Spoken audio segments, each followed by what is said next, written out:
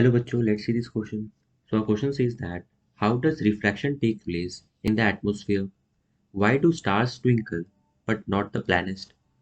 तो हमारे इस क्वेश्चन में ये पूछा जा रहा है कि रिफ्रैक्शन क्यों टेक प्लेस करता है हमारे एटमॉस्फेयर में। एंड जो दूसरा क्वेश्चन है कि जो स्टार है वो ट्विंकल करते हैं बट जो प्लैनेट है वो ट्विंकल नहीं करते, ऐसा क्यों। तो हमारे इस क्वेश्चन का जो की कंसेप्ट है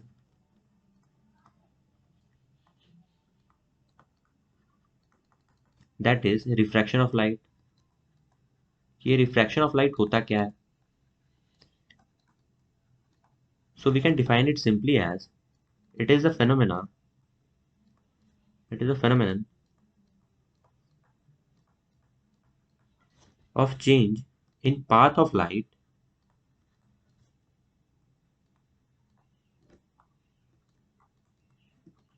in going from one medium to another, either from rarer medium to denser medium or denser medium to rarer medium। तो इसी को रिफ्रैक्शन हम बोलते हैं, रिफ्रैक्शन ऑफ लाइट, जिसमें जो लाइट का पाथ है वो चेंज हो जाता है in going from one medium to another. तो हमसे इस क्वेश्चन में ये पूछा जा रहा है कि जो रिफ्रैक्शन है वो क्यों टेक प्लेस होता है। तो हम देख सकते हैं कि हमारा जो स्टार है या जो प्लैनेट है या ये मान लेते हैं ये हमारा एटमॉस्फेरिक लेयर है।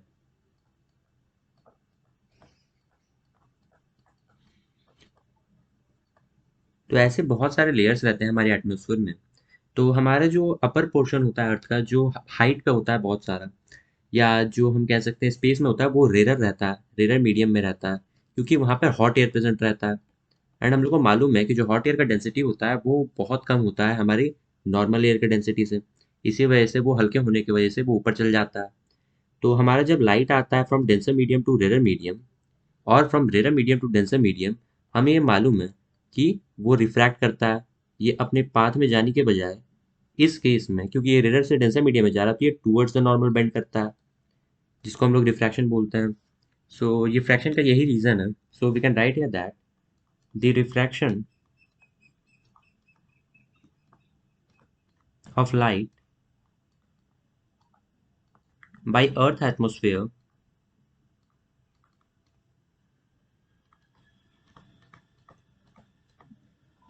is due to the gradual changing or the gradually changing refractive index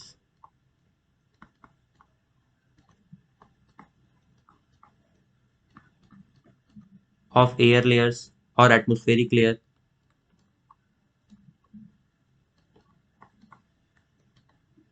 तो हमारा रिफ्रैक्शन इसीलिए टेक प्लेस होता है क्योंकि यहाँ पे जो रिफ्रैक्टिव इंडेक्स है हमारे मीडियम्स का वो चेंज होता रहता है। हमारे जो एटमॉस्फेयर का हर लेयर है, उस हर लेयर के अंदर हमारा जो रिफ्रैक्टिव इंडेक्स है वो चेंज होते रहता है, जिसकी वजह से मीडियम चेंज होने रहता है। एंड रिफ्रैक्शन हमने यही पढ़ा है कि वो चेंज इन पाथ है जब हम मूव करते हैं from one medium to another. इसी वजह से हमारी जो लाइट का पाथ है वो बेंड हो जाता है। So this will be the answer for our first question. अब हम अपने दूसरे क्वेश्चन को देखें। सो सेकंड क्वेश्चन में हमसे ये पूछा जा रहा है कि स्टार्स ट्विंकल करते हैं बट प्लैनेट नहीं, इसका क्या रीज़न है। तो हमारे इस क्वेश्चन को सॉल्व करने से पहले हम एक रे डायग्राम को यहाँ पर देखेंगे।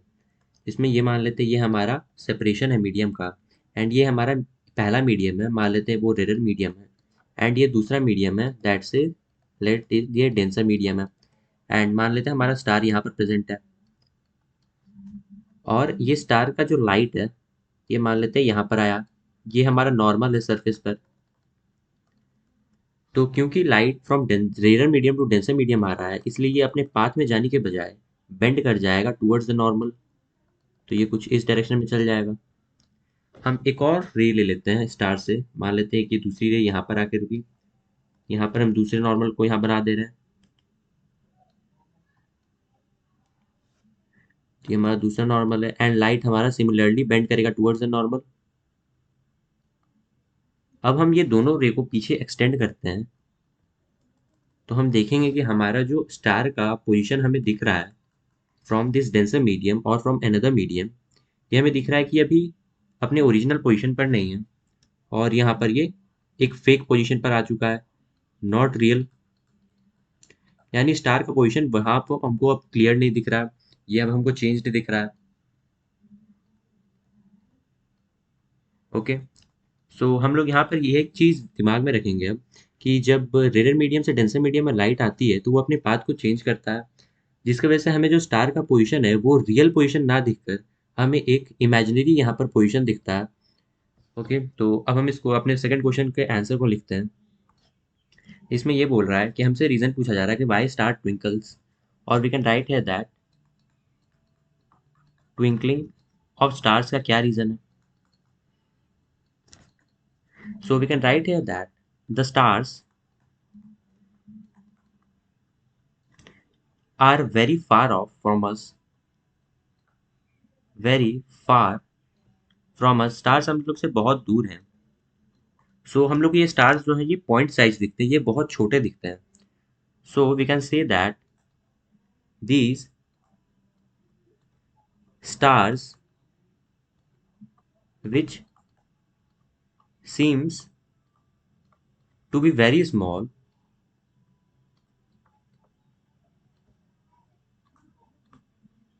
can be now considered to be a point-sized point source of light। तो यहाँ पर हम ये देख सकते हैं कि क्योंकि स्टार हमसे बहुत दूर लोकेटेड है हमारे प्लैनेट से, इसलिए वो हम लोग को बहुत छोटा दिखता है। तो हम लोग इसीलिए वो कंसिडर कर सकते हैं कि जो स्टार्स हैं ये पॉइंट सोर्स ऑफ लाइट है। तो अब हमने यहाँ पर अपने इस रे डायग्राम में देखा था कि जब लाइट आएंगी स्टार से तो वो बेंड कर जाएंगी और हमें स्टार का पोजीशन अब दूसरी जगह दिखेगा। So we can write here that the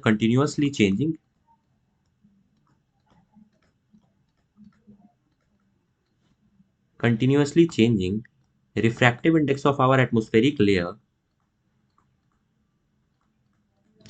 index of atmospheric layer,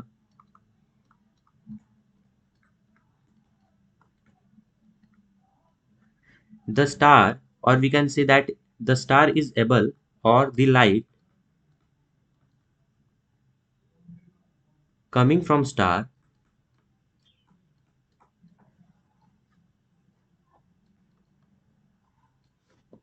starts to blinkle or starts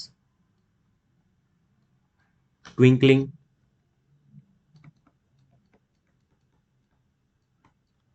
तो हमारे इस क्वेश्चन का यही आंसर हो जाएगा कि क्योंकि हमारे जो एटमॉस्फेरिक लेयर्स हैं उनका रिफ्रैक्टिव इंडेक्स हर पॉइंट पर यहाँ पर चेंज होते जाता है, जिसकी वजह से हर लेयर के रिस्पेक्ट में हमें स्टार की एक नई इमेज मिलेगी। तो हमें लगेगा कि स्टार का पोजीशन वहाँ पर चेंज हो रहा है, जिसकी वजह से हमें स्टार का जो एजम्पशन है वो दिखेगा कि वो ट्विंकल कर रहा है, क्योंकि हमें अलग अलग जगह उसकी लाइट दिखेगी, कभी डिम दिखेगी कभी डार्क दिखेगी। So we can say that this is the reason for twinkling of star. अब हम अपने सेकेंड रीजन को देखते हैं कि प्लैनेट्स आकर ट्विंकल क्यों नहीं करते हैं। तो हम अपने रीजन को लिख सकते हैं क्योंकि जो प्लैनेट्स रहते हैं वो बहुत नज़दीक रहते हैं हमारे अर्थ के। Planets are much nearer to the earth,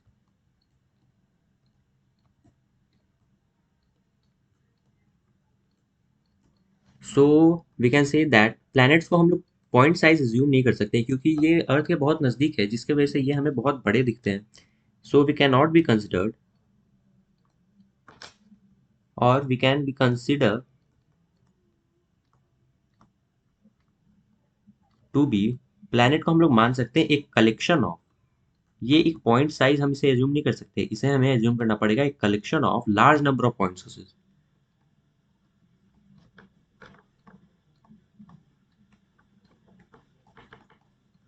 point sources of light.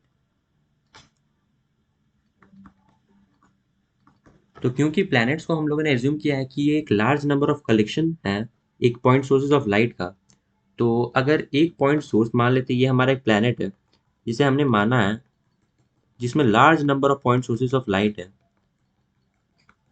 तो हम मान लेते हैं कि अगर किसी एक स्टार का हमारे इस रे डायग्राम से मान लेते हैं कि अगर पोजीशन चेंज हुआ तो हमारा एक स्टार यहाँ पर एक पॉइंट सोर्स अगर यहाँ पर ट्विंकल करता है, बट इसके अलावा जो यहाँ पे बाकी सारे पॉइंट सोर्स हैं वो तो ट्विंकल नहीं कर रहे हैं, सिर्फ यही एक ट्विंकल कर रहा है। तो ये एक छोटा सा पॉइंट है जिसकी वजह से, और ये पूरा प्लैनेट यहाँ पर एक स्टार मतलब पूरा प्लैनेट यहाँ पर ब्राइटन है अभी, जिसकी वजह से ये नलीफाई कर देता है हमारे इस छोटे से पार्ट के ट्विंकलिंग को। So we can write here that the dimming effect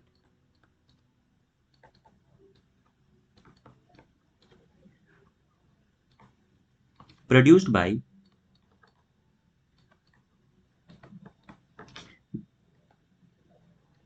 by some of the point sources,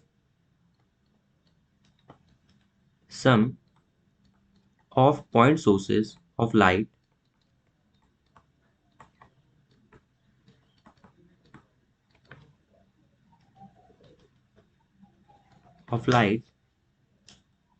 in the planet, or we can say that in one part of the planet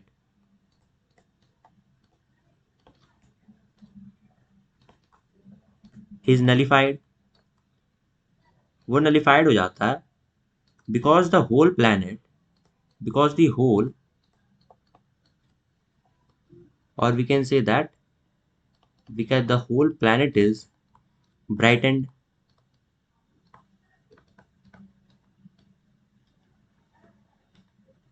सो इसी वजह से हमें जो planet है वो twinkle होता हुआ नहीं दिखता है, क्योंकि ये कलेक्शन ऑफ पॉइंट सोर्सेज है। तो अगर एक पॉइंट सोर्स अगर इसका ट्विंकल करता है, बट अगर पूरा प्लैनेट का जो पॉइंट सोर्स है वो अभी ब्राइटन है, तो ये जो छोटा सा पॉइंट सोर्स है ये अपना इफेक्ट नलीफाई कर देगा, और हमें लगेगा एज अ होल प्लैनेट हम देखेंगे तो हमें लगेगा कि वो ट्विंकल नहीं कर रहा है, उससे कॉन्स्टेंट लाइट निकल रही है। So this will be the final explanation for this question. Hope you all got this well, best of luck.